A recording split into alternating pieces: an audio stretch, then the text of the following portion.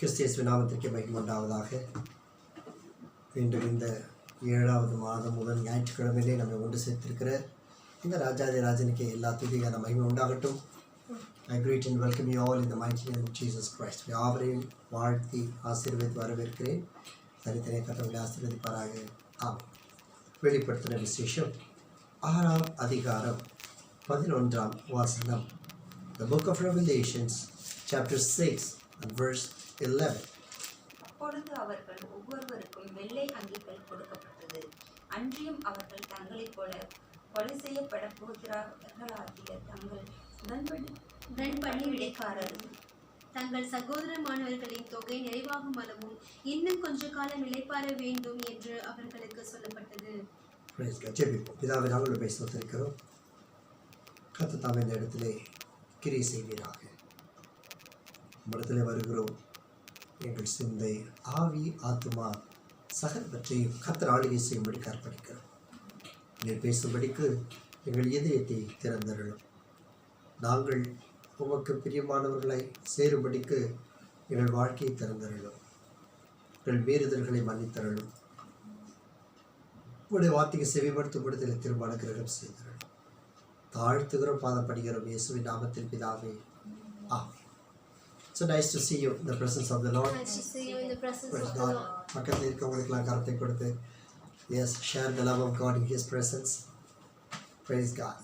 அப்பொழுது அவர்கள் ஒவ்வொருவருக்கும் வெள்ளை அங்கிகள் கொடுக்கப்பட்டது.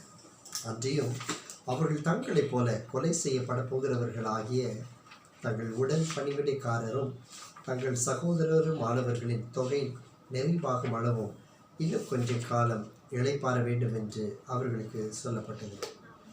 5ஆம் முத்திரை உடைத்தப்பட்ட போது அங்கே பலிபீடத்தின் கீழே ஆத்துமாக்களை தரிசனமாய் கர்த்தர் காண்பித்தார். அந்த ஆத்துமாக்கள் தேவ வசனத்தின்படி தங்கள் சாட்சி நிமித்தமும் கொல்லப்பட்டவர்களுடைய ஆத்துமாக்கள். அந்த 5ஆம் முத்திரையை தொடர்ந்து அந்த முத்திரையினுடைய மிக முக்கியமான ஒரு பகுதியாக இந்த 2ஆம் பகுதியின் செய்தியை கர்த்தர் நமக்கு தந்திருக்கிறார். அவருக்கு மகிமை உண்டாவதாக. அங்கே இருக்கிறவர்கள் மகா சத்தமிட்டு கர்த்தரை நோக்கி கூப்பிட்டார்கள். எங்களுக்காக எப்பொழுது பழி வாங்க போகிறீர்? இந்த பூமியின் மேல் குடியிருக்கிறவர்களிடத்தில் எங்கள் இரத்தத்தை குளித்து நீர் எவ்வளவு நேரம் பொறுமையாக இருப்பீர் என்று தேவனிடத்திலே அவர்கள் கதறி கூக்குரலிடுகிறதை நாம் பார்க்கிறோம். அவர்கள் கூப்பிடுகிற வேளையிலே ஆண்டவர் அவர்களுக்கு சொல்லுகிற அந்த குறிப்பிட்ட காலம் வரும் வரைக்கும் அவர்கள் தங்களை பராமரித்துக் கொள்ளுவதற்கு தேவன் சில காரியங்களை செய்கிறார். அதில் முதலாவதாக அவர்கள் ஒவ்வொருவருக்கும் வெள்ளை அங்கிகள் கொடுக்கப்படுகிறது. அவர்கள் இந்த கேள்வி கேட்கும் வரைக்கும் எந்த வஸ்திரத்தில் இருந்தார்கள் என்றால் நிச்சயமாக வெண் வஸ்திரம்தான். ஆனால் இங்கு அவர்களுக்கு இன்னும் அவர்களை பரிசுத்தப்படுத்தவும் இன்னும் அவர்கள் காத்திருக்க வேண்டிய காலம் வரைக்கும் அவர்கள் தங்களை பாதுகாத்துக் கொள்வதற்கு இன்னும் ஒரு வெண் வஸ்திரம் கொடுக்கப்படுகிறது. பரிசுத்தம் என்பதற்கு அளவு இல்லை. நாம் ரட்சிக்கப்படுகிற பொழுது உள்ள பரிசுத்தம் அன்று கிறிஸ்தவ வாழ்க்கைகளிலே வளர வளர அது மங்கி போகிறதை நாம் அறிந்திருக்கிறோம். எந்த ஒரு மனிதனுடைய உறவு தேவனிடத்தில் செயல்படவில்லையோ அந்த உறவுகள் குறைய குறைய அபிஷேகம் பெற்று பல வருடங்கள் ஆகியிருந்தால் அதை சரிவர நாம் வைத்துக் கொள்ளவில்லை என்றால், அந்த பொக்கிஷமாய் நாம் பாதுகாக்கவில்லை என்றால் அந்த அபிஷேகம் மறைந்து கொண்டே போய்விடுகிறது. ஆனால் இங்கு அவர்கள் பரலோகத்தில் இருந்தபடினால் அவர்களுக்கு அது ஏற்படவில்லை. ஆனால் உலகத்திலே அது ஏற்பட்டது. எப்படி நாம் அறிந்த வண்ணம் தேவனுடைய வல்லமைக்கு நேராக நம்மை அர்ப்பணித்திருக்கிற வேளையிலே இந்த அபிஷேகம் ரட்சிப்பு என்பது ஒரு கனமுள்ள விலையேற பெற்ற விலை மதிக்கப்பட முடியாத ஒரு பொக்கிஷம். அவைகளில் இந்த மண் பாண்டங்களாகிய நம்முடைய இருதயத்திலே பெற்றிருக்கிறோம். ரட்சிக்கப்படுவது என்பது உலகத்தில் லேசான காரியம் அல்ல. என்று நாம் ரட்சிக்கப்பட்டவர்களாய் நிற்பது அவருடைய சுத்த கிருபை. டாக்டர் பெனிகின் சொல்லுவார், the greatest miracle of all is their salvation. எல்லா அற்புதங்களுக்கும் மேலான ஒரு அற்புதம் அந்த ரட்சிப்பு என்பது. அதன் பிறகு நமக்கு கொடுக்கப்படுகிற அந்த அபிஷேகம் என்னும் அந்த தீபம், அந்த அபிஷேகம் மிக முக்கியம். அது பாருங்கள், பரலோகத்தில் இருக்கும் பொழுதும் அவர்களுக்கு அந்த வெள்ளை அங்கியாக அந்த பரிசுத்தத்தின் ரட்சிப்பின் வஸ்திரம் அவர்களுக்கு கொடுக்கப்படுகிறது. தம்பி பேசும்பொழுது சொன்னார், இந்த அபிஷேகம் எவ்வளவு முக்கியம், what so important it is. இந்த அபிஷேகத்தை பெற்று அந்நிய பாஷையில் இன்று பலர் பேசலாம், ஆனால் தேவனுக்கும் தெரியும், ஏன் உண்மையில் பேசுகிற நமக்கும் தெரியும், கர்த்தர் கொடுத்துக்கிற மெய்ப்பனுக்கும் தெரியும், இது அந்நிய பாஷையாக, போலியான அந்நிய பாஷையிலே அநேகர் பேசிக்கொண்டிருக்கிறோம். பிசாசுகள் அந்நிய பாஷையில் பேசுகின்றது, அவிசுவாசி பேசுகிறான், பேச முடியும், பேசுகிறான். ஆனால் ஆவியில் நிறைந்து பேசுகிறவன் ஒருவன் மாத்திரமே தான் ஆவியின் வல்லமை வெளிப்படுத்துகிறான், ஆவின் வரமாகிய அபிஷேகத்தை வெளிப்படுத்துகிறான். ஒருவேளை நாம் பல வருடங்களுக்கு முன்னதாக அபிஷேகம் பெற்றிருக்கலாம், என்று அந்நிய பாஷையிலே பேசலாம், ஆனால் கனிகள் இல்லாத அபிஷேகம் அது மாய்மாலமாய் இருக்கிறது. We cannot deceive God. தேவனை நாம் ஏமாற்ற முடியாது. என் சகோதரனை பகைத்து நான் அந்நிய பாஷையில் பேசுகிறவன் பொய்யன். என் குடும்பத்தை கர்த்தர் கொடுத்த பொறுப்புகளை நிறைவேற்றாமல் அந்நிய பாஷையில் மாத்திரம் பேசுவது தேவனை ஏமாற்றுவது. God will not be pleased. என்னுடைய காரியங்களை சரிவர தேவனோடு நிற்காமல் அந்நிய பாஷையில பேசுவது அது தேவனுக்கு விரோதமானது. அந்நிய பாஷை என்பது தேவனோட ரகசியங்களை பேசுவதற்கு நம்மை தகுதிப்படுத்திருக்கிறது. அந்த தகுதி தான் நம்முடைய உள்ளத்திலே கொழுந்து விட்டு எரிந்து கொண்டிருக்க வேண்டும். இந்த அபிஷேகம் பெற்ற அநேகருக்கு இன்று வார்த்தையாக மாறி இருக்கிறது, வெறும் பாஷையாக இருக்கிறது. ஏன் அது பாஷை கூட இல்லை, அது பைத்தியம் என்று உலகம் சொல்லுவார்கள் நம்மை அபிஷேகம் பெற்றவர்களுக்கு. இந்த அபிஷேகம் எங்கு கனம் பண்ணப்படுகிறதோ அங்கு தேவன் அவர்களை கனப்படுகிறார். ஒருவன் எனக்கு ஊழியம் செய்தால் பிதாவானவர் அவனை கனம் பண்ணுவார். ஆனால் அவனுக்குள் அபிஷேகம் இல்லை என்றால் அவன் ஊழியன் அல்ல, அவன் பொய்யன். எந்த ஒரு மனிதன் மற்ற மனிதனை பார்த்து ஊழியத்திலேயோ ஜெப வாழ்க்கையிலேயோ அவன் ஆவிக்குரிய வாழ்க்கையில பொறாமைப்படுகிறானோ அவன் பொய்யன், அவனுக்குள் இருப்பது பரிசுத்த ஆவி அல்ல. எந்த ஒரு மனிதன் கர்த்தர் தனக்கு இருக்கிறவைகளில் சரியான தீர்க்கமான காரியங்களில் தேவனோடு அமர்ந்து முடிவுகளை எடுக்காமல் இருக்கிறானோ அவனிடத்தில் அபிஷேகம் இல்லை. This is so precious. ஊழியத்தில் ஒவ்வொரு நாளும் முடிவுகள் எடுக்க வேண்டும், ஒவ்வொரு நாளும் முடிவுகள் எடுக்க வேண்டும், வாழ்க்கையில் ஒவ்வொரு கட்டத்திலும் முடிவு எடுக்க வேண்டும். பல கேள்விகள் எனக்கு கேட்கிறது உண்டு. நேற்று ஒருவர் கால் செய்தார், கேட்டு 3/4 மணி நேரம் என்கிட்ட பேசினார். பிரதர், இது உபவாசம் என்பது என்ன, அதை நான் எப்படி செய்ய வேண்டும், எத்தனை நாட்கள் செய்ய வேண்டும்? அபிஷேகம் பெற்ற மனிதர் தேவாலயத்துக்கு போகிறவர். நான் இல்லை, நாங்கள் பாஸ்டர்ட்டு கேளுங்க நான் சொல்லிவிட முடியாது. நான் பேச பேச அவர் இன்னும் கேள்விகளை எடுத்துக்கொண்டே வந்தார்.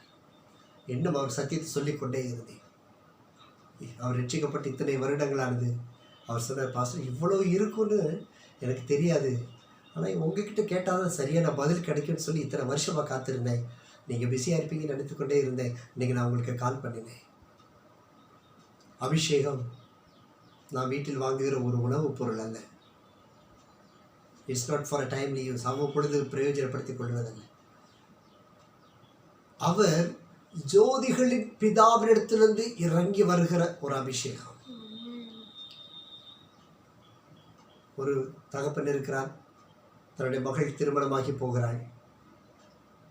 அவர் சொல்லுகிறார், இரு உனக்கு ஒரு நிமிடம் இரு என்று சொல்லி ஓடி போய் தன்னுடைய வீட்டில் உள்ள பீரோவை திறந்து ஒரு விலை உயர்ந்த ஒரு வைர ரத்தினத்தை தூக்கி கொண்டு வருகிறார். இதை பத்திரமாய் வைத்துக்கொள், இதை நீ விரும்பினாய் அல்லவா, உனக்காக தான் நான் இதை சம்பாதித்தேன், பத்திரமாய் வைத்துக்கொள், மிக ஜாக்கிரதையை வைத்துக்கொள் என்று கொடுத்து விடுகிறார். அந்த பிள்ளை என்ன செய்வாள்? அதை விட தகப்பனை கட்டி அரவணைத்து முத்தமிடுவாள். அவள் சொல்லுவாள், அப்பா எனக்கு நீங்களே போதும், ரொம்ப தேங்க்ஸ்ப்பா, ரொம்ப நன்றிப்பா. இதை கொண்டு போய் ஹேண்ட்பேக்கில் வைத்து டேபிளில் வச்சுருவாளா? No, she will find the most important and right place. அதை தேடி அழகாக ஒரு கர்ச்சீஃப் வச்சு மூடி அர்ச்சனை செய்கிறது போல் அழகான ஒரு டெக்கரேஷன் பேக்கில் உள்ளே போட்டு சுருக்கு போய் போட்டு பத்திரமாக உள்ள வச்சிருவாள். அப்பப்போ திறந்து இருக்குதான்னு பார்த்துப்பா. அதை பார்க்கிற பொழுதெல்லாம் தன்னை கரம் பிடித்து ஓடி விளையாடின தகப்பனுடைய ஞாபகம் வரும். அதை பார்க்கும் பொழுது அப்பா ஓடி வந்து வாங்கி கொடுத்த எள்ளு உருண்டை ஞாபகத்துக்கு வரும், பொறி உருண்டை ஞாபகத்துக்கு வரும், அற்பமானவைகளெல்லாம் ஞாபகத்துக்கு வரும். அன்றைக்கு அது அற்பமாக இருந்திருக்கும். அதை அவள் பார்க்கிற போது அவளுக்கு அது உள்ளத்தில் மிகுந்த சந்தோஷத்தை கொடுக்கும். ஏதாவது பிரச்சனை வந்தால் போய் அதை திறந்து பார்ப்பா, அப்பா எனக்கு இருக்கிறார், இதை நான் பாதுகாக்கணும். ப்ரொடெக்ஷன். அபிஷேகம் அப்படித்தான் நமக்கு கொடுக்கப்பட்டிருக்கிறார். அதை கனம் பண்ண வேண்டும். அதை கனம் பண்ணாமல் நாம் அனுதினமும் நம்முடைய செயல்களில் ஒரு சாதாரண மனிதனை போல் அந்நிய பாஷை பேசுவோமானால் அது தேவனுக்கு உகந்ததும் அல்ல, தேவனுடைய ஆவியும் அல்ல. பாருங்கள், பரலோகத்தில் இருக்கிற பரிசுத்தவான்கள் அவர்கள் பூமியிலே சாட்சியினால் கொல்லப்பட்டிருக்கிறார்கள். அங்கே தேவ வசனத்தின் நிமித்தம் அவர்கள் கொல்லப்பட்டபடினால் அங்கு தேவ சந்நிதியில் போய் அவர்கள் பலிபீடத்தின் அடையில் இருக்கிறார்கள். ஐயா, எவ்வளவு பெரிய பாக்கியம் இது! ஆனால் அவர் இந்த பாக்கியத்தை பார்க்கிலும் அவர்களுக்கு இன்னும் அதிக பலன் வேண்டும் என்பதற்காக மீண்டும் அவர்களுக்கு ஒரு வெண் வஸ்திரத்தை கொடுக்கிறார். ஏன் தெரியுமா? அவர்கள் சொல்லுகிறார்கள், நீங்கள் இன்னும் கொலை செய்யப்பட போகிறவர்கள். பரலோகத்தில் இருக்கிறவர்கள் அல்ல, இங்கே கொலை செய்யப்பட போகிற சாட்சிகள் அநேகம் உண்டு. அவர்கள் கொலை செய்யப்பட போகிறவர்கள் யாராம்? அங்கு மரித்து ஏற்கனவே சாட்சியாய் நிற்கிறவர்களுக்கு இவர்கள் உடன் பணியாளர்கள். நீ ரத்த சாட்சியை மரிப்பாயானால் உடன் பங்காளிகளாய் இருப்பாய் என்ற வேத வசனத்தின் ஒரு வெளிப்பாடு இது. இங்கு வேதனைப்படுகிறவர்கள், இங்கு சாட்சி நிமித்த கொல்லப்படுகிறோம், நிந்திக்கப்படுகிறோம். பவுலினுடைய வார்த்தை அடிக்கடி எனக்கு ஞாபகம் வரும். அதை சொல்லி ஜெபிப்பேன், அடிக்கடி ஜெபிப்பேன். நான் அனுதினமும் சாகிறேன். I die every day for the word of God. தேவனுடைய வசனத்தின் நிமித்தம், தேவனுடைய வார்த்தையின் நிமித்தம் அனுதினமும் சாகிறோம், அனுதினமும் கொல்லப்படுகிறோம். நம்முடைய கொல்லப்பட போகிறோம் என்றால் தேவனுடைய உடன் பங்காளிகளாய் அங்கே நிற்கிறோம். வெண் வஸ்திரம் கொடுப்பது மாத்திரமல்ல, அவர்கள் சகோதரர் மாணவர்களின் தொகை நிறைவாக வேண்டும். எவ்வளவு பேர் தேவன் சித்த வைத்திருக்க இவர்கள் எல்லாம் ரத்த சாட்சிகளை மறிக்க வேண்டும். கடந்த வாரத்தில் தேவன் என்னும் நண்பர்கள் சிலர் வந்தார்கள், ஊழியர்கள். மரித்து போன சில ஊழியர்களை பற்றி பேசினோம், வேதனை அடைந்தோம். ஆனால் அவர்கள் எப்படி ஊழியத்தில் வந்தார்கள் என்று பேசி பார்த்தோம். எவ்வளவு தேவ கிருபை, எவ்வளவு கிருபை, எவ்வளவு கிருபை, எவ்வளவு கிருபை! எத்தனை ஆச்சரியமாய் தேவன் ஒவ்வொரு மனிதனையும் நடத்தி கொண்டு வருகிறார் பாருங்கள். இவைகளெல்லாம் சாட்சிகளாக இவர்கள் அதை அறிந்தவர்களாய் நாம் உலகத்திலே தேவனுக்காய் மறிக்க ஆயத்தம் பண்ணப்பட்டால் மாத்திரம்தான் பரலோகம். சில முறை பல முறை உலகத்திற்கு வருத்தத்திலே பேசுகிறேன். சில வேளையில் நான் 100%, 99% நான் அறிந்தபடி ஆவியின் தகப்பனூர் என்ற பாரம் தவிர ஆவியில் நிறைந்துதான் இந்த இடத்துல பேசுகிறேன். என் பிள்ளைகளை கேளுங்கள். செய்தி ரெக்கார்ட் பண்ணி இப்போ போடுறது மற்றவங்களுக்காக இல்லை. நான் அதை போட்டு கேட்கிற பொழுது என் மனம் உடைகிறது. என்ன ஆண்டவரே, இவ்வளவு வல்லமையை பேசுகிறீரே, எனக்காக இவ்வளோ வல்லமையை பேசுகிறீரே, இப்படி வார்த்தை எனக்கு நீ முன்னாடியே கொடுத்துருக்கலாமே என்று அங்கலாய்ப்பது உண்டு. அவ்வளோ வல்லமையை கத்த பேசுகிறாரே. என்னுடைய சுயத்தில் பாரத்தோடு பேசுகிறேன், ஆவில் நிறைந்து பேசுகிறேன். மோஸ்ட் ஆஃப் த டைம் அபிஷேகத்தில் நிறைந்துதான் கத்தர் இந்த இடத்துல உங்களுக்காக பேசி கொண்டு இருக்கிறார். அப்படி இருந்த சில இடத்துல ஒரு அசைவில் அப்படியே இருக்கிறோம். ஆபத்தானது, மிக ஆபத்தானது. பரலோகம் என்பது சந்தோஷமானதல்ல, ஆபத்தானது. ஒருவேளை அதுக்கு தகுதி அற்றவர்களாய் பரலோகத்தை பறித்து பேசினாலே அது ஆபத்தில் கொண்டு வந்து விடும். கல்யாண வஸ்திரம் தரித்திருக்க வேண்டும். அப்பொழுதுதான் தேவனுடைய சந்நிதியிலே நாம் பங்காளிகளாய் அவருடைய மணவாளனுடைய திருமண வீட்டில் நாம் கலந்து கொள்ள முடியும். கர்த்தர் கொடுத்து கொண்டே இருக்கிற வஸ்திரத்தை நம்முடைய வாழ்க்கை அசையில், நாம் கற்றுக் கொடுத்துருக்க பொறுப்பு அசையில், ஊழிய அசையில்னா மகா பெரிய கோபம் வருகிறது. அதுக்கு நீங்கள் நான் தப்பிக்கொள்ளும்படி இன்றைக்கு மனம் திரும்பி விட வேண்டும். சாட்சி நிமித்தம் கொல்லப்பட்டால் கர்த்தரிடத்தில் சென்று விடுவோம். இல்லை என்றால் கர்த்தரை பார்ப்பதும் அரிது, அரிது. ஐயோ, நான் என்ன அங்கிள் பண்ணுவேன்? என் குடும்பத்தில் யாரும் இன்னும் ரட்சிக்கப்படலை, எப்படி நான் பரலோகத்துக்கு வருவேன்? உன் குடும்பம் ரட்சிக்கப்படலைன்னா அதுக்கு காரணம் நீயே தான். குடும்பத்துக்கு உள்ளே இருந்து காரியங்கள் அறிந்தது நீ. நான் உனக்காக ஜெபம் பண்ணேன், அப்பாவுக்கு ஜெபம் பண்ணேன், அம்மாவுக்கு ஜெபம், உன் ஒய்ஃபுக்காக ஜெபம், உனக்காக ஜெபிப்பேன். அது தவிர இதை சொன்ன பாருங்க, இந்த வாரத்துலேருந்து இந்த லிஸ்ட்டு நான் போட்டு ஜெபிக்க விரும்புகிறேன். ஜெபத்துக்காக கேட்டுக்கொண்டவர்கள் எவ்வளோ கண்ணீர் விட்டு அழுகிறார்கள் தெரியுமா? நேற்று இன்னொரு தாய் கால் பண்ணாங்க, கத்தி அழுதாங்க பாருங்க, நெஞ்சில் அடிச்சுட்டு அழுகிறாங்க. பிரதர், உங்களை மாதிரி ஒரு தகப்பை எனக்கு முன்னாடியே கிடைச்சிருந்தான்னா இன்னைக்கு நான் நடுத்தருக்கு வந்திருக்கவே மாட்டேன் பிரதர். நான் சொன்னேன், இப்பயும் உங்களுக்கு தகப்பன் தான், ஏன் பயப்படுறீங்கன்னு சொல்லும் பொழுது இன்னும் ஆரம்பிச்சிட்டாங்க. இந்த ஒரு வார்த்தை போதும் பிரதர். கணவன் இல்லை, உற்றார் உறவினர்களால் எட்டி தள்ளப்பட்டவர்கள்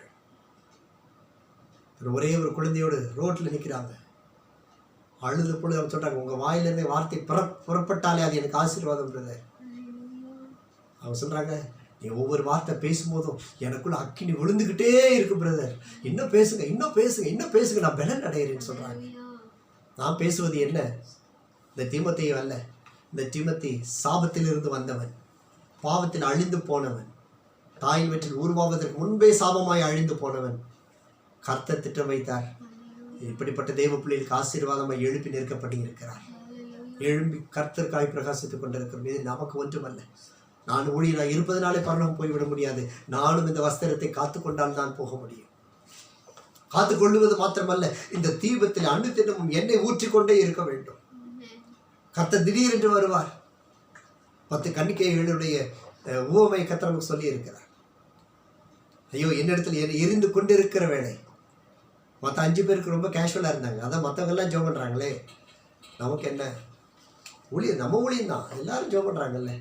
செயின் அப்ரேல் எதுக்கு? நம்ம ஒன்றும் பிரச்சனை இல்லை, அடுத்து பார்த்துக்கலாம், நோ ப்ராப்ளம். லீடர்ஸ் ப்ரே தானே, நோ ப்ராப்ளம். டெய்லி ப்ரே தானே, no issues, I am tired. திடீரென்று கர்த்தர் வந்தார்.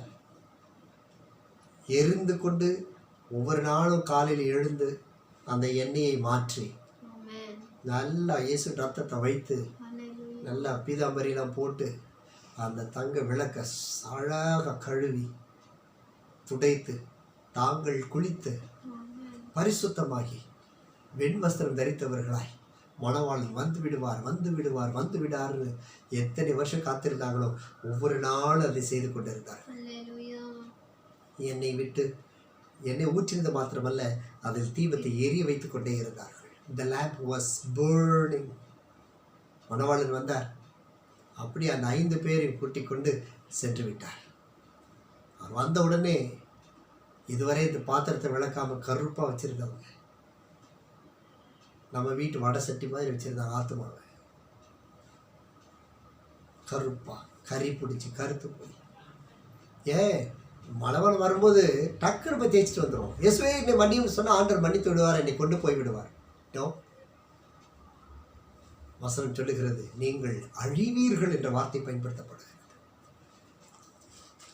We will be destroyed. அந்த விளக்கு தேய்க்கலை, அனுதினமும் அது அதிகாலை ஜெபத்தில் பரிசுத்தம் பண்ணப்படலை, அதில் எரியக்கூடிய எண்ணெயின் அபிஷேகத்தை பெற்றுக்கொள்ளலை, எரிந்து பிரகாசிக்கிற விளக்காகிய தேவனை இடத்தில் அதை எரிந்து வைக்க கொள்ளவில்லை. மணவாளன் வந்து விட்டார். உடனே ஓடினார்கள். அக்கா அக்கா கொஞ்சம் நின்று போயிடாத, மணவாளன் கூட நாங்களும் வந்துடுறோம்க்கா, ப்ளீஸ் கொஞ்சம் எண்ணெய் எங்களுக்கு கொஞ்சம் கொடுங்க, கொஞ்சம் எண்ணெய் கொடுங்க, கொஞ்சம் எங்களுக்காக ஜெபம் பண்ணுங்க ப்ளீஸ். அவர்கள் சொன்னார்கள், நோ நோ நோ, நாங்கள் உங்களுக்கு கொடுத்து இருத்தி உங்களுக்கும் பத்தாமல் அபிஷேகம் போய் எண்ணெய் தீர்ந்து போய் நம்ம எல்லாருமே இருளில் உட்கார்வதற்கு பதிலாக நீங்கள் எங்கே விற்கிறாங்களோ அங்கே போய் வாங்கிக்க, ஓடு பாய்.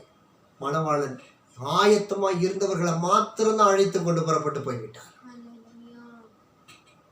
என்னை ஊற்றிடும் என் இதயத்தில், சொல்லுவோம், என்னை ஊற்றிடும் நான் ஏறிவே என்னை ஊற்றிடும் என் இதயத்தில், காலை மட்டும் எரிய செய்யும். ஓசன்னா கீதம் பாடுவோம், கர்த்தாதி கர்த்தாவுக்கே என்றும். ஓசன்னா கீதம் பாடுவோம், கர்த்தாதி கர்த்தாவுக்கே என்றும். Give me all in my lamp, keep me burning. Give me all in my lamp, I pray. Give me all in my lamp, keep me burning. Keep me burning till the break of டே. காலையிலே தேவன் வருகிற அந்த வேளை வரைக்கும் தேவரீர் என்னை எரிய செய்தருளும், எரிய செய்தருளும், எரிய செய்தருளும், வெளியே செய்தருளும். எரிந்து கொண்டே இருக்க வேண்டும், எரிந்து கொண்டே இருக்க வேண்டும். மணவாளன் வருகிறார். இல்லை பிரதர், நான் ஜெபம் பண்ணிட்டு இருக்கேன், எங்கள் வீட்டில் ரொம்ப கஷ்டமாக இருக்கு. அவங்ககிட்ட நீங்கள் சொல்லுங்கள், நீ கர்த்தருக்கு கீழ்ப்படியலைன்னா நீ கர்த்தருடைய கோபத்துக்கு ஆளாயிடுவேன். ஐயோ இப்படி பேசுகிறாரே, என்னை டைவர்ஸ் பண்ணிடுவார். அவர் டைவர்ஸ் பண்ணாலும் பரவாயில்ல, அவர் பரலோகம் போகணும்னு நீயும் நானும் விரும்பணும். ராமின்னு சொல்லு. Praise God. கர்த்தர் அப்படிலாம் விட மாட்டார். அபிஷேகம் எல்லாம் நிறைந்திருக்கணும். டைவர்ஸ் மொத்தம் கால் பண்ணுறாங்க நைட்டு, பிரதர் எல்லாம் நேற்று என் உபவாச ஜெபத்தன்னைக்கு நிறைய ஃபோன் கால்ஸ் வரும். கர்த்தருக்கு மகிமை உண்டாகட்டும். நான் சொன்னாங்க, ஐயா நான் பாஸ்டரோட ஒய்ஃப் தான், நான் ஊழியம் செஞ்சிட்ருக்கிறேன், ஒரே ஒரு தப்பு பண்ணிட்டேன். அவருக்கு எந்த ஒரு இதில் ஒளியில் எஸ்டாப்ளிஷ் ஆகலை, ஒன்றில் எஸ்டாப்ளிஷ் ஆகலை. நான் ஓடி வந்தேன், எனக்காக ஜெபம் பண்ணுங்க. ஏன் அடுத்து கேட்க ஒய் ஷீ இஸ் காலிங், என்ன எதுக்கு அழைக்கிறாங்க? கர்த்தர் சொன்னார், நான் தெரிந்து கொண்ட பாத்திரமாய் நீ இருக்கிறபடி நான் என்ன ஆண்டவரை செய்யணும் சொல்லு. இந்த வார்த்தையை சொன்னேன். மகளே பயப்படாதே, தேவன் நினைத்த மனுஷன் பிரிக்க முடியாது. நீ உன்னை முழங்கால்களை பலப்படுத்தி கொண்டே இரு. எல்லாம் ஒரு நொடியில் ஓடி வந்து விழுந்துருவாங்க காலில். ஒரு அல்லையே சொல்லுங்க. எவ்வளோ பேர் தெரியுமா என் அன்பு பிள்ளைகளே, எவ்வளவு பேர் தெரியுமா பாரத்தில் இருக்காங்க. நீங்கள் நான் கம்ஃபர்ட்டாக உட்காந்துருக்கோம். இப்படி எழுந்து கர்த்தருக்காக ஜொலிக்கவில்லை என்றால் இந்த உடன் வேலையாளை ஆக வேண்டும், அந்த கணக்கில் நம்ம சேரணுங்கிறத நம்முடைய ஜெபமாக இருக்கணும். ரத்தம் சிந்தி சாட்சி சொல்லி தேவனுடைய அந்த பரிசுத்தவான்கள் இருக்கிற அவர்களோடு உடன் பங்காளிகளாய் மாற வேண்டும். ரத்தத்தின் உடன் பங்காளிகள். இந்த சிறிய ஊழியத்தில் நீ உடன் பங்காளிகளாய் இல்லாமல் பரலோகத்தில் போய் உடன் பங்காளிகளாய் இருக்க முடியாது. தயவாய் உன்னுடைய வாளிகளை நீ சீர்படுத்திக் கொள். நீ எந்த காரியத்தை சீர்படுத்த ஒழுங்கு பண்ணுங்க. நிறைய நாட்கள் இல்லை, நமக்கு பெரியமான எல்லாரும் போயிட்டாங்க, நிறைய பேர் போயிட்டாங்க, நிறைய பேர் போயிட்டாங்க, போய்கிட்டே இருக்கிறாங்க. ஆனால் இந்த கூட்டத்தில் எத்தனை பேர் போய் சேருவாங்க தெரியல. நீ போய் சேரணும். நான் பரிசுத்தமான இருப்பது நான் பரலோகம் போயிட முடியாது. என் குடும்பத்தை நான் சீர்படுத்தினால் தான் பரிசுத்த பரலோகத்துக்கு போக முடியும். தேவன் தேர்ந்தெடுத்து கொண்ட பாத்திரமாய் கர்த்தருக்காக செயல்படும்.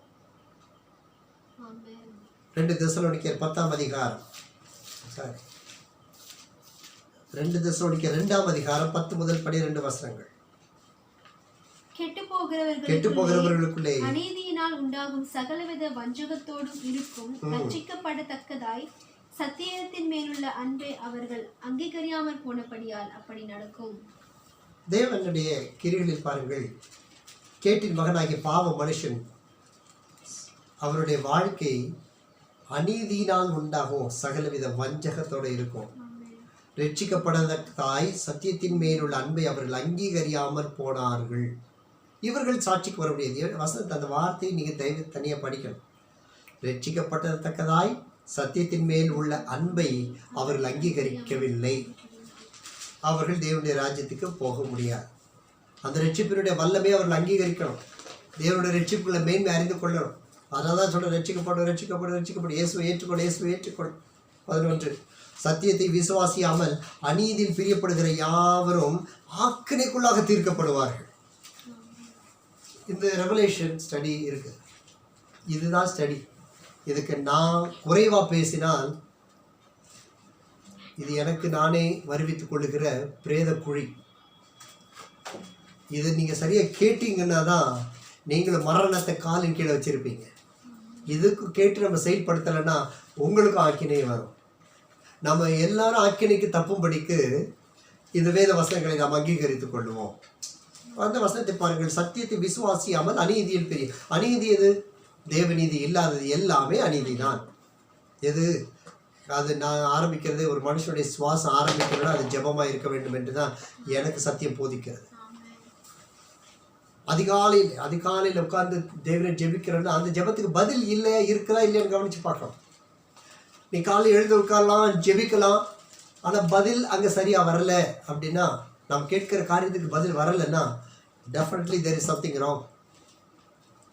இந்த சத்தியத்தை விசுவாசித்து அதுக்குள்ளே இருந்தால் ஜெபம் கேட்கப்படும்.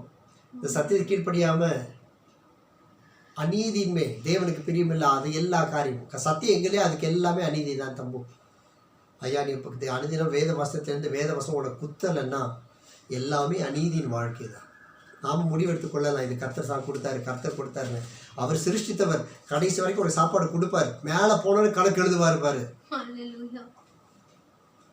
வீட்டில் உட்காந்து என்னென்ன சாப்பிட்டு எழுதுவார், மெனு காட்டுவார். இப்போ நானே 4 சாப்பாடு செஞ்சுக்கிட்டு இவ்வளோ ஃபோட்டோ உங்களுக்கு அனுப்பிக்கிட்டு இருக்கேன். எதுக்கு? செய்ய தெரியும்னு இல்லை, இட்ஸ் அவுட் சை அந்த நகைச்சுவை உணர்வு ஏற்படுத்த. டடி டடி அப்படின்னு சொல்லுவீங்கல்ல, அவ்வளோதான். ஒரு சிறிய நகைச்சுவை, பெருமைக்காக அல்ல. நம்ம கீரை சாப்பிட்டாலும் தொண்டைக்கு கீழே இன்னும் டேஸ்ட் தெரியாது. ஒருத்தர் அதை சொல்லி கற்றுக் கொடுத்தார். அவர் சொன்னார், கழுத்துக்கு மேலே தாங்க டேஸ்ட் தெரியும், கழுத்துக்கு கீழே டேஸ்ட் தெரியாது. நீங்கள் சாப்பிட்றத சாப்பிட்டு உங்கள் உங்கள் சுகரை கண்ட்ரோல் பண்ணிக்கங்க. என்னது கழுத்துக்கு மேலே ருசி தெரியுமா? ஆமாம். சிக்கன் பச்சை கலராக இருந்தால் விரும்புவோமா? ரோஸ் கலராக இருந்தால் அந்த அந்த சிகப்பு கலர் சாயம் பூசி வைக்கிறா பாருங்க, அது பழைய கோழி ஒன்றை பிடிச்சி கட்டி தொங்க விட்டுருப்பான் பாருங்க ரோட்டில், அது தூக்கு மாட்டி தொங்கிட்டு இருக்கோம். அதுக்கு சொல்லுவாங்க, வா அங்கே பாரு சே மச்சான் வரும்போது ஒரு தூக்கிட்டு போயிடுவேன்டா. கண்ணுக்கு ருசி தெரியுது. ஹோட்டல் சுப்ரீம் என்று ஒன்று உண்டு. அந்த பேக் கேட்டில் எப்போ போனீங்கனாலும் வாசனை சும்மா களைவரமாக இருக்கும்.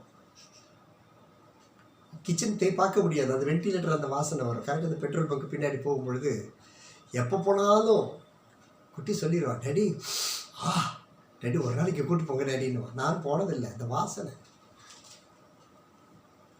மூக்குக்கு தெரியும், டேஸ்ட்டு தெரியும், ருசி தெரியும். நாவுக்கு சொல்லவே வேண்டாம். இன்றைக்கி தேங்காய் சட்னி ரொம்ப பிடிக்கும், ஒரு வாரம் கழித்து தேங்காய் சட்னினாலே வா இது பிடிக்கும், இது பிடிக்காது. இந்த நாக்குக்கு ருசி நல்லா தெரியும். உதடு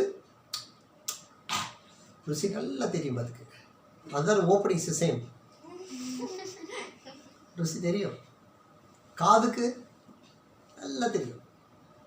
எனக்கு பிரியமான ஒருத்தர் இருக்கார், உட்காந்து நியூஸ் பேப்பர் படிச்சுட்டு கொண்டு இருப்பார். 10 தடவை கூப்பிட்டாலும் வரமாட்டார். அப்படின்னு நியூஸ் பேப்பர் படிச்சுட்டே இருப்பார். வீட்டில் கிச்சனில் முட்டையை கலக்குன்னு கட்ட கட்ட கட்ட கட்டன்னு அடிச்சோன்னு வைங்களேன், தூக்கி எரிஞ்சிட்டு தட்டு தூக்கிட்டு வருவார். எனக்கு கொஞ்சம் கொடுங்க அப்படின்னு வந்து நிற்பார். ஏசா மாதிரியே வந்து நிற்பார். அவர் சின்னதுலேருந்தே அவருக்கு அந்த பழக்கம் வச்சுக்கோங்களேன். என்கிட்ட சண்டை போட்டார். நான் எவ்வளோ சொல்லி பார்த்தேன், கேட்கல. நான் செய்யலைன்னு கேட்கல. நான் என்னமோ பேசி பார்த்தேன், சாரியில்லைன்னு சொல்லி பார்த்தேன். ரொம்ப வீராப்பு ஜாக்கிரதையாக இருந்துச்சு. கிச்சனில் போய் ஒரு கிண்ணத்தை, கிளாஸ் கிண்ணத்தை எடுத்து வெறும் ஸ்பூனை வச்சு கிளாக் கிளாக் கிளாக் கிளாக் கிளாக் கிளாக் தட்டுனேன். பாடி தட்டோடு எந்திரிச்சு வந்துச்சு. எனக்கு வந்து பார்த்தா அங்கே ஒன்றும் இல்லை. நீ வழங்கவே மாட்டேன், உருப்பட மாட்டேன். நான் எக்ஸலண்ட் ஐயா. காதுக்கு தெரியும் அங்கே என்ன நடக்குதுன்னு. அப்படி தண்ணி ஊற்றி பழைய வழக்கமாரோட தேய்ப்பாக பாருங்க. ஸ்பெஷல் தோசைக்கு, ஸ்பெஷல் தோசைக்கு முதல்ல என்னது? ஆமாம், ஜாக்கிரதை. ஆண்டவர் கொடுக்கறத வச்சு சந்தோஷத்தோட ஓடணும். இன்னும் ஸ்பெஷலாக முருகலாக நீளமாக ப்ரௌனாக கேட்டோம்னா இப்படி தான் வழக்கமாக தான் எடுப்போம் பாருங்க. ஒரு ஸ்பெஷல் அடி ஒன்று நம்மளை பார்த்துக்கிட்டே தண்ணி தெளித்து வழக்கமாக வச்சு தேய்ப்போம். பொஷன். காதுக்கு தெரியும் ருசி, தொண்டைக்கு தெரியும். சிலர் சாப்பிட்டுட்டு தண்ணி குடிக்க மாட்டாங்க. சாப்பிட்டீங்க ஒரு சிப்பாக தண்ணி குடிங்க. அவங்க சொல்லுவாங்க, இல்லை இல்லை இந்த தொண்டையில் கொஞ்சம் நேரம் டேஸ்ட் இருக்கட்டும் அப்படின்னுவாங்க. இந்த ருசி, இந்த ருசிக்கே இவ்வளோ பாடு. நாளைக்கு கத்தட்ட போனோடனே ஒரு மெனு கொடுப்பாரு பாருங்க. அங்கே ஆர்ட் கேலரியே இருக்கும், மியூசியமே இருக்கும். என்னென்ன சாப்பிட்டோம், என்னென்ன கேட்டோம், என்னென்ன அவர் கொடுத்தாரு, எப்படியெல்லாம் நம்மளை பராமரித்தார், என்ன அழகாக ட்ரெஸ்ஸு போட்டிருந்தோம், என்ன அழகாக வஸ்திரங்களை அணிந்திருந்தோம், எவ்வளோ அழகாக வீடு கற்று கொடுத்துருந்தோம், எவ்வளோ அழகான பிள்ளைகளை கொடுத்துருந்தாரு. இதெல்லாம் அங்கே வச்சுட்டு அதை நம்ம பார்க்கும்போதே அங்கே பார்க்கும்போதே நம்முடைய மனசாட்சியில் உடஞ்சிடும். கர்த்தருக்கு கணக்கு கொடுக்கணும். வசனத்தை பாருங்க, தேவன் இல்லாத எல்லாமே பாவம். தெரியாது அப்படின்னு ஆவிக்குரிய வாழ்க்கையில் எதையும் நீ சொல்லக்கூடாது. பைபிள் வாசிக்க தெரியாதுன்னு கிறிஸ்தவன் சொல்லக்கூடாது. எனக்கு ஜெபம் பண்ண தெரியாதுன்னு சொல்லக்கூடாது, முடியாதுன்னு சொல்லக்கூடாது. காலையில் எழுந்திரிச்செல்லாம் ஜெபிக்க முடியலை அப்படின்னு சொல்ல முடியாது. கிறிஸ்தவனுக்கு தேவனாலே எல்லாம் கூடும். நமக்குள்ள தேவன் வாசமாயிருந்தால் எல்லாம் கூடும். ப்ரேயர் ரெக்வஸ்ட்டை டெலீட் பண்ண முடியுது, பார்க்க முடியுது, ஒரு ஆமென் சொல்ல முடியாது, ஒரு ஜெபம் பண்ண முடியாது. நேற்று அந்த இன்னொரு பிரதர் பேசினார், இந்த ஃபாஸ்டிங் குறித்து பேசினார். அந்த பிரதர் எப்படி ப்ரேயர் பாயிண்ட்ஸுக்கு ஜெபம் பண்ணுறது, உங்கள்கிட்ட ஏதாவது வச்சுருக்கீங்களான்னாரு. நீங்கள் ஜெபம் பண்ணுறியான்னு கேட்டேன். ஆமாம் பிரதர், சாட்டர்டே ஃபுல்லாக நீங்கள் சொன்னீங்களா, சாட்டர்டே ஃபுல்லாக ஆண்டோட பிரசனத்தை உட்கார தண்ணி குடிக்க மாட்டேன்னாரு. நான் தண்ணி குடிச்சுக்கோ, உண்மையாக ஜெபம் பண்ணு, அனுப்புகிறேன், உனக்கு தான் வச்சுருக்கேன். ப்ரேயர் ரெக்வஸ்ட் தானே மவனே, நீ உயிரோடு இருக்க வரைக்கும் உனக்கு ப்ரேயர் ரெக்வஸ்ட் விட மாட்டேன், பிடிச்சிக்க அனுப்பிச்சுட்றேன். அவ்வளோ அவ்வளோ அவ்வளோ அவ்வளோ இருக்குது, அவ்வளோ இருக்குது. நமது 10 ரெக்வஸ்ட்டுக்கு உங்கள்கிட்ட யார்ட்டையும் பதில் வருமா வரலையே தெரியல. நீங்கள் இல்லை, சிலர் ஆமைன் போடுவீங்க, சிலர் சுத்தமாக போடுறதில்ல, பார்க்குறதும் இல்லை, சிலர் பைபாஸில் போயிடுவாங்க. நான் அப்படிப்பட்ட ஆட்களுக்கு அனுப்புறதுனால அந்த ஃபேமிலின்னு இருக்கிறவங்கள அனுப்புகிறேன், வேறு வழி இல்லை. இதை நீ செய்வ நம்பிக்கையில் அனுப்புகிறேன். இன்னொரு இடத்துல இருந்து இந்த ப்ரேயர் ரெக்வஸ்ட்டு குறித்து அவங்ககிட்ட பேசும்போது அவங்க கண்ணீர் மல்க கேட்டாங்க, பிரதர் இன்னும் ஜெப குறிப்பு இருக்கா, இன்னும் இருக்குதா. அவ்வளோ ஜெப குறிப்பு இருக்குது உலகம் முழுவதிலும். ஜெபிக்க வேண்டிய காரியங்கள் அவ்வளவு இருக்கிறது, நம்ம எண்ணில்லாத காரியங்கள் இருக்கிறது. இது நம்ம ஜெபிக்கணும்னு கர்த்தர் மேலே சித்தம் வச்சிருக்காரு. அதுதான் உன்னுடைய ஊழியம். அதுதான் நான் நீ ஊழியம் நான் நிற்கணும் போய் நான் விரும்பலை, சீஷராக நிற்கணும். Father he's not reverend doctor Peter கிடையாது, அவர் right reverend doctor bishop Peter கிடையாது. சும்மாவே நம்மளோட நாத்தம் பிடிச்சவன். இப்போ நேரம் போய் மீன் பிடிப்பான், மீனை பிடிச்சி கொண்டு விற்றுட்டு நல்லா குந்தி உட்காந்துட்டு மீனாய் 4 தடவை விற்றுட்டு போய் வலையை கழுவிட்டு அவன் என்ன தான் லைபாய் சோப்பு போட்டாலும் சரி, ப்ரீமியம் கொலோன் போட்டாலும் சரி, அந்த நாத்தம் போகாதுங்க. சரிதானே? அவன் தான் ரெவரண்ட் டாக்டர் கிடையாது. அவன் போய் பார்த்தார், என்னிடத்துல ஒன்றுமில்லை, என்னிடத்தில் உள்ளதை உனக்கு தருகிறேன், எழுந்து நட அப்படின்னு போயிட்டார். பிறந்ததுலேருந்தே பிச்சைக்காரன் டக்கு நினைச்சு ட்ரெஸ் எல்லாம் கழட்டி போட்டு கூட ஓடிக்கிட்டான் இயேசுவின் நாமத்தில். அபிஷேகம், கிருபை. நீ ஊழியக்காரனா இருக்க, அவன் பேதுரு சீஷன் தான். எங்க இப்போ பிரசங்கம் பண்ணும்போது யாராவது பாஸ்டர் பேதுருன்னு சொல்லி பிரசங்கம் பண்ணுறீங்களா? பாஸ்டர் யோவான், பாஸ்டர் யூதாஸ்ன்னு. பாஸ்டர்ல யூதாஸ் இருக்கிறான்ல, இருந்தான்ல. சீஷனாக்கு உன் வேலை செய்தால் அதற்கு பெயர் ஊழியம். கர்த்தர் சொன்ன வேலை நிறைவேற்றுவது ஊழியம். நாளைக்கு எல்லாம் திறந்து விடுறாங்க, நம்மளால என்னென்ன திறக்க போகிறாங்கன்னு தெரியல, எல்லாம் திறந்துடும். இன்றைக்கி சர்ச்சு திறந்துருப்பாங்க, அவ்வளோதான். வாங்க டெல்டா வாங்க, மிச்சத்தையும் அள்ளிட்டு போங்க. நாளையிலேருந்து எல்லாம் நடக்கும் போது எல்லாம் தேவனுக்கு அநீதி, தேவனுக்கு உகந்த காரியம் அல்ல. ஜெபிக்க தேவனுக்கு உரியது அல்ல. இந்த 10 பாயிண்ட்டுக்கு ஜெபிக்க முடியாது. நமக்கு வாய் நல்லா இருக்கும்னு நினைக்கிறீங்களா? வாய் நல்லா இருக்குமா? சில சத்தியத்தை சொல்லி பார்த்தோம், பலமுறை சொல்லியிருக்கேன். நான் அவங்களை கொஞ்ச நேரம் பார்த்துருக்குறேன். இவங்க குடும்பத்திலேயே டிமி நல்ல பையன் சொல்லி என்கிட்ட பேசுவார். ஒரு நாள் உட்கார வச்சு, அவர் 38 வயசில் கல்யாணம் ஆகலை. நாங்கள் ஃபேமிலியாக போயிருந்தோம். அவர் கூப்பிட்டு, அண்ணே ஆண்டவரால் முடியாது ஒன்றுமே இல்லைண்ணே. அவர் சொன்னார், டிமி எனக்கு கல்யாணம் பண்ண ஆசை இல்லை, அம்மா வயசாகி போச்சு, அம்மாவை பார்க்கறதுக்கு ஒரு பொண்ணு வேணும், அவ்வளோதானே கர்த்தர் கொடுப்பார். ஜோபன் ஆண்டவர் அடுத்த தடவை வரும்போது இந்த வீட்டில் ஒரு அற்புதம் நடக்கும்னு சொல்லிட்டு வந்துட்டோம். 1 வருஷம் கழிச்சு திருப்பி போகிறோம். யார்ட்டையும் சொல்லாமல் நல்லா ஒரு டீச்சர் பார்த்து கல்யாணம் பண்ணி வீட்டில் உட்காந்துருக்காரு. கல்யாணம் தான், தப்பால் எடுத்துக்காதீங்க, சரியான ப்ராப்பர் மேரேஜ். 38 வயசு அவருக்கு. உட்காந்துருந்தார். சத்தியத்தை சொன்னோம். கொஞ்சம் பார்க்குறப்ப சுருக்கமாக சொல்லுவேன். அவர் சொன்னார், அடிக்கடி இந்த வீட்டில் டிவி தான் பெஸ்ட்டு, அவங்ககிட்ட தான் பேச முடியும். ஏன் பேச முடியும் அப்படின்னு அவர்கிட்ட நான் பேசினேன். நீங்கள் எல்லோரையும் பார்க்குறீங்க, ஆனால் ஏன்ட்ட ஒரு வித்தியாசத்தை பார்க்குறேன்னு சொல்கிறீங்க இல்லையா? அதுக்கு காரணம் யார் தெரியுமா? எனக்குள்ளே வாழ்க்கை கிறிஸ்து. நீங்கள் என்ன பார்க்குறீங்க? முகத்தை பார்க்குறீங்க, ஆனால் உள்ள ஆண்டவர் இருக்கார். இல்லைன்னா அவங்களை நேசிக்க முடியாது. நீங்கள் குடிக்கிறீங்க, பீடி அடிக்கிறீங்க, சிகரெட் அடிக்கிறீங்க, தம் அடிக்கிறீங்க. இதெல்லாம் யார் உனக்கு சொன்னால்? அவர் தான் சொன்னார், அதனால தான் சொல்கிறேன். அப்படியா? ஆண்டவர்கிட்ட அப்படி பழக முடியுமா? எஸ். அவர் ஒரு கத்தோலிக்க நண்பர். நேற்று காலைல ஃபோன் வந்தது, ஐயா அவர் இறந்துட்டார். அப்படியே எனக்கு ஹார்ட்டே வெடிச்சிருச்சு. எவ்வளோ தடவை சொன்னேன் அவனுக்கு. நாங்கள் பார்த்தது சில நாட்கள், அந்த நாட்கள் எல்லா நாளையும் நான் சொல்லியிருக்கிறேன், கர்த்தருக்கு அவங்க வாழ்க்கையை ஒப்பு கொடுக்க. இப்போ அங்கே போய் என்ன நினைக்கிறீங்க? ரோல் இல்லை, அங்கே பெரிய வானத்திலே எழுதி வச்சிருப்பாரு கர்த்தர். ஆண்டு கேள்வி கேட்க முடியாது. தேவனுக்கு அநீதி, எல்லாமே அநீதியை காரணம் வாழ்க்கை விட்டு விளக்குங்க. நீ ஜெபம் பண்ணினா ஜெயத்தோடு செய்து முடிக்கணும், இல்லைன்னா அது ஜெபமும் அல்ல, அந்த ஜெபம் கேட்கப்படவும் படாது. நீ உடன்படிக்கையின் ரத்தத்துக்கு பாத்திரவானமாக வரைக்கும் நீ கர்த்தரை விட்டு விடக்கூடாது. 12 அவர்கள் பொய்யை விசுவாசிக்கத்தக்கதாக கொடிய வஞ்சகத்தை தேவன் அவர்களுக்கு அனுப்புவார். இது அதிலும் பயங்கரம். தேவனுக்கு உண்மையாய் செய்யலைன்னா வஞ்சகத்தின் ஆவியை அனுப்புவார். இந்த வஞ்சகத்தின் ஆவி வந்த உடனே என்ன ஆகும்? நான் சரியாக தான் செய்கிறேன், ஆண்டவர் செய்கிறது சரியில்லை, ஆண்டவர் திருப்பி அடிச்சிருவ பாருங்க பல்ட்டி. நானும் உபவாசிக்கிறேன், கர்த்தரின் ஜெபத்தை கேட்கவில்லை. நானும் ஜெபம் பண்ணிகிட்டே தான் இருக்கேன். ஜெபம் பண்ணிக்கிட்டே இரு, இருக்கிறவராகவே இரு, அசையவே இல்லாமல் இரு, அவர் வருவார், நாங்கள்லாம் போயிடுவோம், நீ அப்பயும் அப்படியே உட்காரு.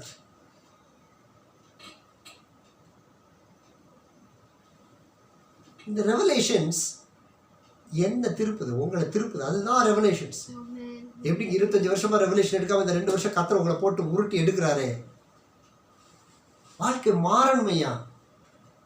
ஆண்டவருடைய வார்த்தை அலட்சியம் பண்ண, ஐக்கியத்தை அலட்சியம் பண்ண, கர்த்தர் கொடுத்த தரிசனத்தை அலட்சியம் பண்ணினால், வரங்களை அலட்சியம் பண்ணினால், போய் இந்த ஆவி இங்கே ஆண்டவர் அனுப்புகிற கொடிய வஞ்சகத்தின் ஆவி, கொடிய வஞ்சகத்தின் ஆவியை கர்த்தர் அனுப்பி விடுவார். அந்த வஞ்சகத்தின் ஆவி தேவனை தூஷித்து கொண்டே இருக்கும். இந்த உலக வாழ்க்கைக்காக கர்த்தருக்கு ஸ்தோத்திரம். நீடி ஆயுளை கொடுக்காத தேவனுக்கு ஸ்தோத்திரம். இந்த 70-80 வயசுலேயே நமக்கு கதை முடிகிறதுக்காக கர்த்தருக்கு ஸ்தோத்திரம். ஒரு அல்லேலிய சொல்லியிருக்கேன், ஆக்கினை எத்தனை 1000 வருஷம் காத்திருக்க போகிறோன்னு தெரியாது, எரிஞ்சிக்கிட்டு இருக்க போகிறோன்னு தெரியாது. அங்கே போயிட்டோம்னா அங்கே லிமிட்டட் கிடையாது. இங்கே ஆண்டு சொல்லிட்டாரு, இவன் எனக்கு துரோகம் பண்ணிட்டேன், 120 வருஷம் தான் இவன் இருப்பேன்னு சொல்லிட்டார். மோசேஸ் 90 சங்கீதத்தை எழுதுறாரு, ஆண்டவரே ஒரு மனுஷனுக்கு 70 வருஷம் ஐயா, ஒருவேளை இன்னும் நீடினால் இன்னொரு 10 வருஷம், அதுவும் சஞ்சலமாக தான் இருக்கு ஆண்டவரே, இது 80 வருஷத்தில் ஓவர். ஆனால் அங்கே போயிட்டா இன்னும் 2 வருஷத்தில் இயேசு கிறிஸ்து என்ன நியாயப்பிரமாணத்திலேருந்து விடுதலை செஞ்சிருவார், நக்கினில் விடுதலை செஞ்சிருவார், இந்த நரகத்தை அழிச்சிருவார், தேவனுடைய ராஜ்யம் வர வரைக்கும் நோ வே. அதுக்கு நோ எக்ஸ்பைரி டேட், ஒரு டேட் இருக்குது, அது அவருக்கு மட்டும்தான் தெரியும். ஏதோ சீக்கிரமாய் வருகிறேன்னு சொல்லிட்டு அவர் போயிங்க 2021 வருஷம் ஆச்சுங்க. ஏதோ சீக்கிரமாய் வருகிறேன், அவனவன் செய்திக்கு தக்கதாக பலன் அளிப்பேன்னு ஒரு வார்த்தை சொல்லிட்டு போயிட்டார். இனி பாவம், இவன் பாவம், இவன் பாவம், இந்த இவன் சந்ததி பாவம், இந்த இவன் பேரன் பாவம்னு பார்த்து 2021 வருஷம் வந்துருச்சு. இப்பயும் நம்ம மனம் திரும்பலாம் இந்த பொய்ய வஞ்சகத்தின் ஆவியில் சிக்கிக்கிட்டு இருக்கிறோம். இன்றைக்கும் இங்கே பேசுகிற வார்த்தைகளை நீ எழுதி நோட் பண்ணி திருப்பி வாசி. யூடியூப்பில் திருப்பி போகாதீங்க. அடிக்கடி நான் சொல்ல விரும்புகிறேன், இங்கே வருஷம் ஃபுல்லாக கேட்குற வார்த்தை அங்கே யாராச்சும் ஒருத்தர் சொன்னால் நமக்கு கிரியை செய்யுது. வசனம் கிரியை செய்கிற வரைக்கும் சந்தோஷம், வசனம் கிரியை செஞ்சால் சந்தோஷம். ஆனால் தங்களுக்கு பிடிச்ச ஒரு காரியத்தை வச்சுட்டு ஆண்டவர் பிடிச்சிக்க கூடாது.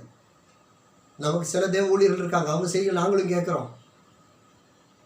மோகன் சில மெசேஜ் நாங்களும் கேட்குறோம். ஃப்ரீயாக இருக்கும்போது கேட்பேன், தனிப்பட்ட முறையில் கேட்பேன், தனி ஜெபத்து நேரத்தில் ஆண்டு அவங்கள்ட்ட கேட்பேன். என் ஊழியத்தை விட்டுட்டு நான் செய்கிறதில்ல, நான் அதுக்கு நேரம் ஒதுக்குறேன். என் ஜெப நேரம் உங்களுக்காக ஜெபம் பண்ணி, உங்கள்கிட்ட சுற்றி இருக்கிற பிசாசு, உங்களால் என்னை அடித்து கொள்ள வருகிற பிசாசு, இதெல்லாம் உங்களுக்கு தெரியாதுல்ல. என் கூட தயவுசு 1 மாதம் கூட இருந்து வாழ்ந்து பாருங்கள். எனக்கு அடுத்து என் மனைவி பிள்ளைகள் நல்லா ஃபேஸ் பண்ணுவாங்க பிசாசு. அப்போ இதெல்லாம் ஜெயித்து கொண்டு வந்து உங்களுடைய சத்தியத்தை கொடுக்கறதுக்காக நான் ஆயத்தப்பட்டுட்டு அதுக்கப்புறம் தான் என்னுடைய தனிப்பட்ட ஆவிக்குரிய வாழ்க்கையில். அப்போ யாராச்சும் ஒரு வார்த்தை வசனம் பேசிட்டாங்கன்னா அந்த வார்த்தை என்கிட்ட அப்படியே கிரியை செய்யும். கிரியை செய்கிற வரைக்கும் அந்த ஜெபத்தை விட மாட்டேன், ஆண்டவர்கிட்ட கேட்டுக்கொண்டே இருப்பேன். அது சரி, ஒரு வார்த்தை ஒரு கிரியைகள் இல்லையா. உனக்கு கர்த்தர் ராத்திரி போல் சொல்லிட்டு இருக்கா, நீ பாதாளத்துக்கு போகக்கூடாதுன்னு.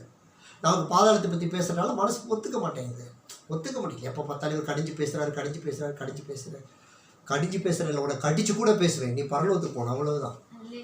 பேசுகிறேன் ஏன்னா பேசுகிற ஆவியானவர்னு அபிஷேகம் பெற்ற எல்லாருக்கும் தெரியும். இந்த வஞ்சகத்தாய் வருவதற்கு முன்பதாக நாம் தப்பித்துக் கொள்ள வேண்டும். ரோமர் 1ஆம் அதிகாரம் 28 முதல் 32 வசனங்கள். அவர்கள் அந்த உடன்படிக்கை ரத்தத்துக்கு பாத்திரம் அல்லாதவர்கள் யாரார் என்று சொல்ல இங்கே பார்க்க போகிறோம். தேவனை அறியும் அறிவை பற்றி கொண்டிருக்க அவர்களுக்கு மனதில்லை. இதுதான் வார்த்தை. நம்ம காரணம் நிறைய சொல்லலாம். என் ஒய்ஃப்னால நான் ஜோம் பண்ணல, என் ஹஸ்பண்டுனால ஜோம் பண்ணல, என் வேலையினால ஜோம் பண்ணல, எங்கள் சூப்பர்வைசர்னால ஜோம் பண்ணல, என்னால் முடியலை, டயர்டுனால ஜோம் பண்ணல. இதெல்லாம் சும்மா நம்ம அது யார் அப்படி சொல்கிறவங்க? தேவனை அறிவை பிடிச்சிக்க மனசு இல்லை. இவர்கிட்ட பிடிச்சா இதெல்லாம் செய்ய முடியாது. மொபைலில் பார்க்க முடியாது, வாட்ஸ்அப் அடிக்க முடியாது, ஒன்றும் செய்ய முடியாது. மனது இல்லை. நல்லா பப்பரப்பா நல்லா வைகை டேமை திறந்து விட்ட மாதிரி தூங்குறது. ஐயா உனக்கு மனது இல்லை, கர்த்தரை பற்றி கொண்டிருக்க அறிவு இல்லை. அதான் இங்க சொல்லுகிறது. அந்த செய்ததுனால என்ன ஆகுது? அதுக்கு என்ன பதில்?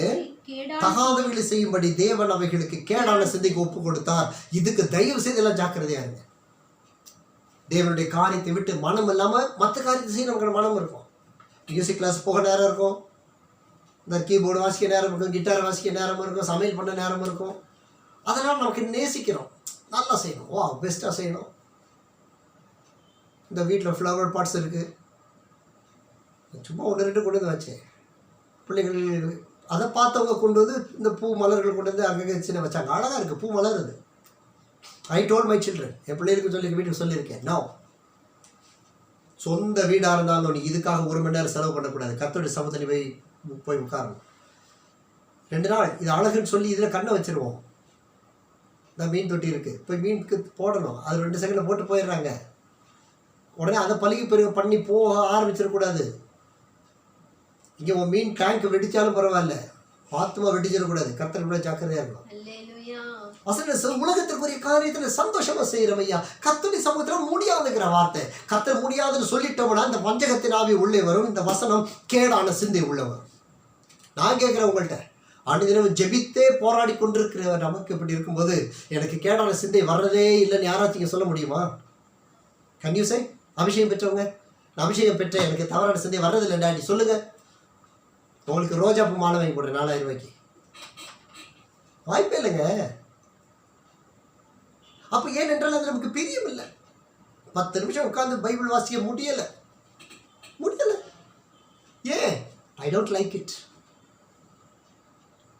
இந்த ட்ராவல் பண்ணும்போது சில வேதனைகளை சந்திப்போம், எல்லாரும் சந்திச்சிருப்போம். பசிக்கிற நேரத்தில் நல்ல ஹோட்டல் பக்கத்தில் பார்க்க முடியாது பாரு, அந்த ஹோட்டலில் சாப்பிடுவோம், இந்த அங்கே இருக்கான்னு பார்ப்போம். ஒரு நாள் நானும் பிரியாமல் 6 hours ஜேர்னி போயிருக்கோம், பசியில் ஒரு டீ சாப்பிட முடியலைங்க.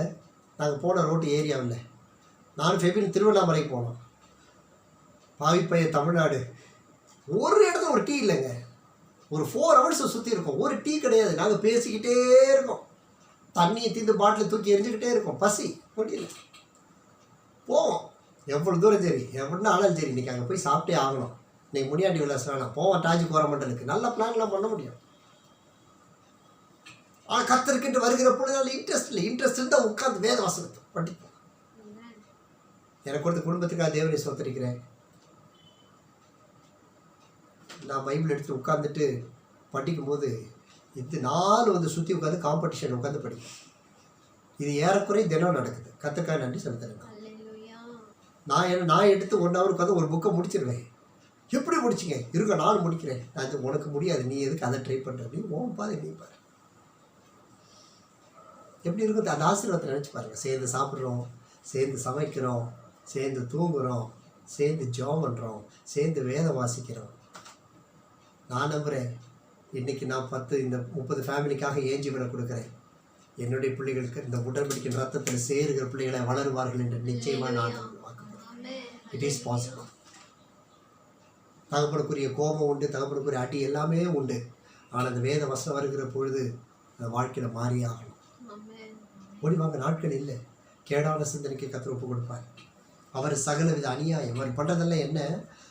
வசனத்துக்கும் தரிசனத்துக்கும் பரலோகத்திற்குரிய காரியத்தை சிந்திக்காதவர்கள் சகலவித அநியாயம், வேசித்தனம், துரோகம், பொருளாசை, குரோதம், பொறாமையினாலும், கொலையினாலும், வாக்குவாதத்தினாலும், வஞ்சகத்தினாலும், வன்மத்தினாலும் நிறைந்தவர்களாய், புறங்கூறுகிறவர்கள், அவதூறு பண்ணுகிறவர்கள், தேவ பகைஞராக, துராகிருதப்படுகிறவர்கள், அகந்தை உள்ளவர்களும், அகந்தை, வீம்புக்காரரும், வீம்பு, பொல்லாதவைகளை பிணைக்கிறவர்களுமாய், பெற்றோருக்கு கீழ்ப்படியாதவர்கள், உணர்வில்ல, தேவனுடைய உடன்படிக்கை மீறுகிறார்கள், சுபாவ அன்பு இல்ல, எதுக்கும் இணங்கி வர்றதில்ல, எந்த இரக்கமும் கிடையாது.